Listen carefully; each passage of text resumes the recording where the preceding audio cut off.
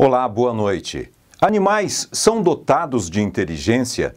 Pesquisadores da Universidade de São Paulo e da Universidade de Lincoln, na Inglaterra, acreditam que sim. Um estudo realizado com 90 cães comprovou que os animais reconhecem as emoções humanas, conseguem interpretá-las e são capazes de tomar decisões com base nessa leitura.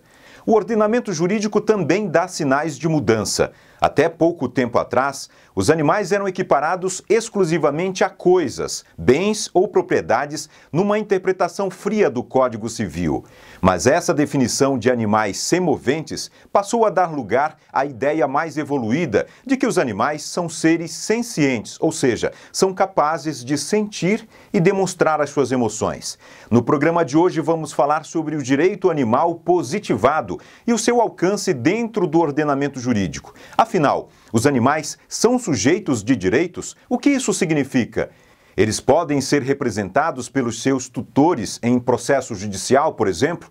A nossa convidada é a advogada Letícia Yumi Marques, mestre em sustentabilidade pela USP e professora de direito animal no Mackenzie. Ela explica que o direito animal é uma área autônoma do direito e que ainda está em construção. É uma área bastante nova, ela ainda está em construção, ainda existem conceitos que não estão definidos, ainda existem falhas legais que impedem a efetivação de diversos direitos para os animais. A proteção do animal começou, propriamente dita, já com a legislação da década de 60, né? Mas houve a inserção dessa proteção pela primeira vez na Constituição Federal a partir de 1988, lá no artigo 225, junto com a proteção da questão do meio ambiente.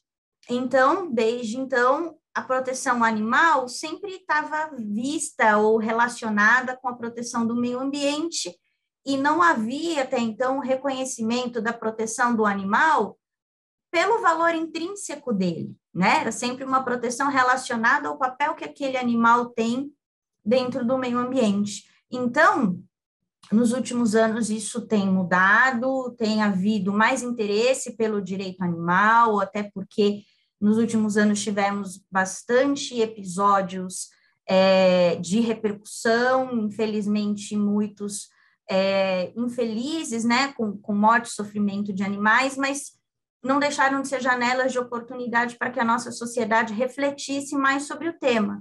Então, o interesse vem crescendo bastante. Professora, como se dá essa alteração do conceito de animais dentro do ordenamento jurídico brasileiro? O nosso Código Civil também foi um projeto de lei que tramitou por muitos anos e quando finalmente foi convertido em lei já estava bastante desatualizado. A questão dos animais é uma delas. Né? Em princípio, o animal vinha sendo tratado como coisa, houve uma alteração no Código Civil para que eles fossem promovidos a bens, né? Que, em resumo, são coisas às quais se atribui valor econômico, né? E, a partir disso, eles eram até disputados em casos de família, como divisão de bens, né? E a partir daí a jurisprudência também civilista começa a enxergar que essa relação entre tutor e animal não é uma relação de propriedade, existe vínculo, existe afeto, e a partir daí os próprios civilistas começaram, alguns deles, a reconhecer o animal como ser senciente nesse contexto, né, de relações familiares, conceder guarda em vez de tratar o animal como um bem a ser partilhado, né, entre o casal. E esse movimento que a gente já vê na jurisprudência ainda não está refletido na nossa legislação, né? Hoje, na lei brasileira, os animais são bens. Existem vários projetos de lei, um deles mais avançado já foi aprovado no Senado, encontra-se para análise na Comissão de Meio Ambiente da Câmara dos Deputados, e esse projeto de lei visa reconhecer os animais como sujeitos de direito despersonalizados, né, em função da sua senciência. Isso significaria que os animais seriam acolhidos pela nossa legislação numa categoria intermediária, né, entre humanos e bens, coisas. Os animais merecem direitos, eles podem receber direitos, mas eles não são pessoas, né? Eles não têm personalidade jurídica, eles não poderiam, nessa ótica, ingressar com uma ação em seu nome pleiteando um direito seu, né? Deveria haver mesmo uma representação por parte de um tutor ou do Ministério Público.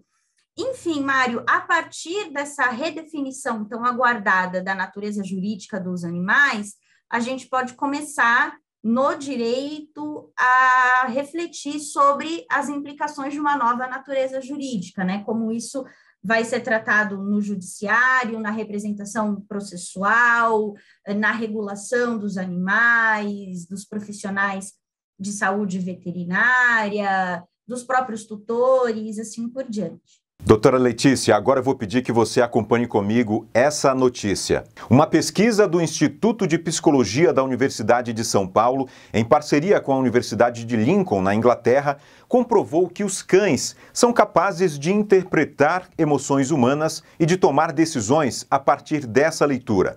Vamos acompanhar. Cães são ótimos leitores das expressões emocionais humanas. Mas eles vão muito além de associar uma face sorridente com uma recompensa e uma face raivosa com uma bronca. Acabamos de descobrir que cães são capazes de inferir o estado emocional de uma pessoa e de usar essa informação para resolver problemas. Em nosso estudo, publicado na revista Animal Cognition, cães observaram duas pessoas não familiares interagirem de uma maneira positiva, negativa ou neutra. Logo depois, eles foram apresentados a uma comida deliciosa, que eles ou podiam alcançar sozinhos ou tinham que pedir ajuda para os humanos. Nós descobrimos que cães preferiram interagir com a pessoa que havia mostrado expressões felizes e evitaram a pessoa que havia mostrado expressões bravas. Ainda mais interessante, isto aconteceu mais quando eles precisaram usar a pessoa para chegar à comida, o que significa que eles estavam levando em consideração o estado emocional durante a tomada de decisão. Esses são achados fascinantes sobre as notáveis habilidades cognitivas dos cães. E nós esperamos que irão ajudar cientistas e não cientistas a entenderem melhor os cães.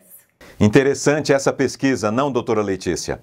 A senhora concorda com o resultado desse experimento científico? Eu concordo do ponto de vista pessoal, porque eu tenho um cachorro e eu tenho certeza que ele entende as minhas emoções, ele entende quando eu estou triste, ele entende quando eu estou brava, ele entende quando eu estou feliz.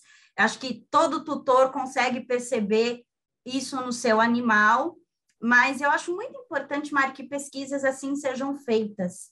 A comprovação científica da ciência é um instrumento muito importante para que a gente avance com relação ao direito dos animais, porque quando existe a pesquisa científica, o método científico, ele mostra que aquele dado obtido realmente seguiu diversos critérios para que seja considerado ali um dado verídico, né? Não é coincidência, não é, olha, eu falo que animais são sencientes porque eu gosto do meu cachorro, né? Não, existem pesquisas científicas elaboradas por pesquisadores que seguiram métodos científicos e chegaram a esse mesmo resultado.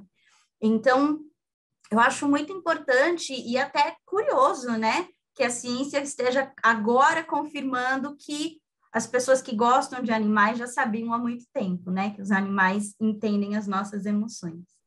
Agora vamos acompanhar o relato da Silvia Zanata. A Silvia é terapeuta holística e usa os gatinhos dela como um meio para entender melhor como estão os sentimentos das pessoas que ela atende.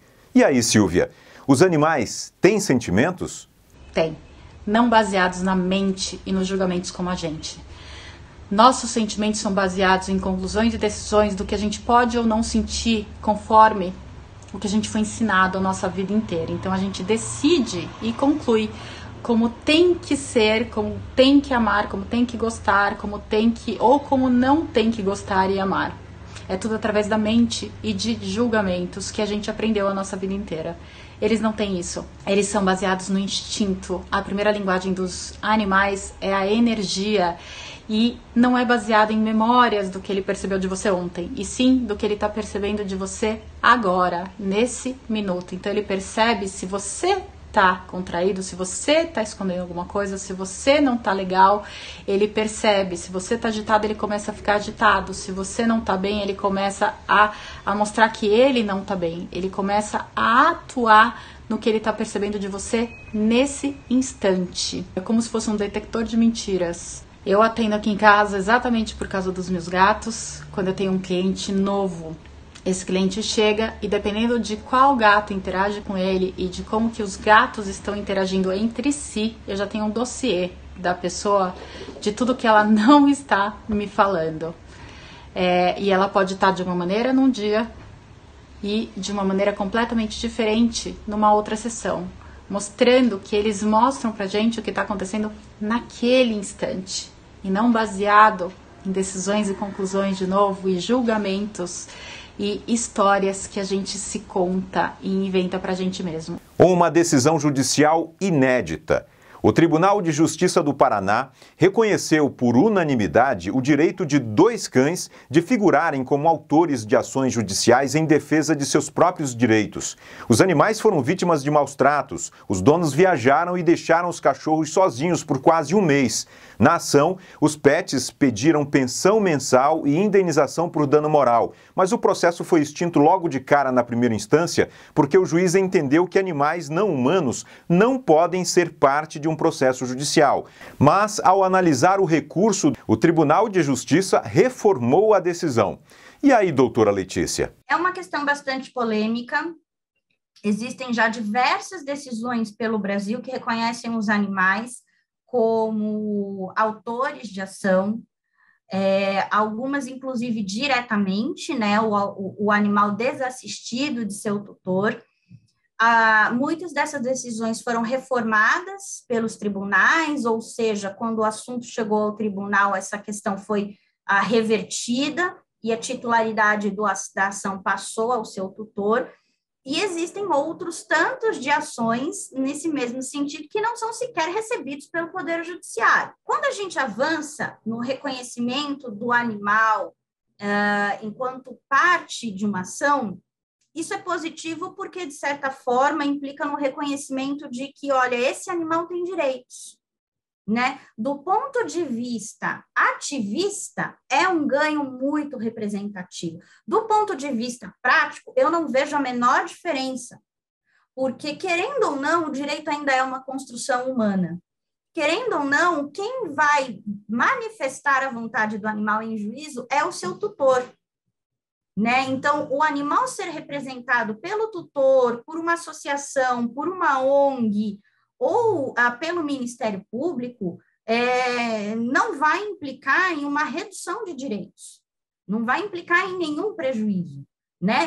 Na minha opinião, é uma decisão de vanguarda importante, como eu disse, para o ativismo animal, mas do ponto de vista técnico-jurídico, não faz muita diferença, né? O animal não deixaria de ter direitos, uma vez reconhecida a ciência e a natureza jurídica, né, de sujeito de direito despersonalizado, esse direito não vai diminuir porque o polo ativo da ação é o tutor.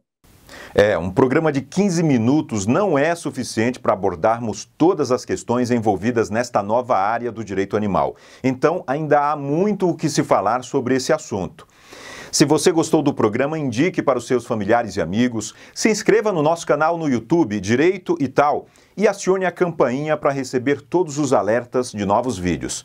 E a gente encerra com uma frase do líder pacifista indiano Mahatma Gandhi: a grandeza de uma nação e seu progresso moral podem ser julgados pela forma como seus animais são tratados. A gente fica por aqui. Um abraço e até a próxima.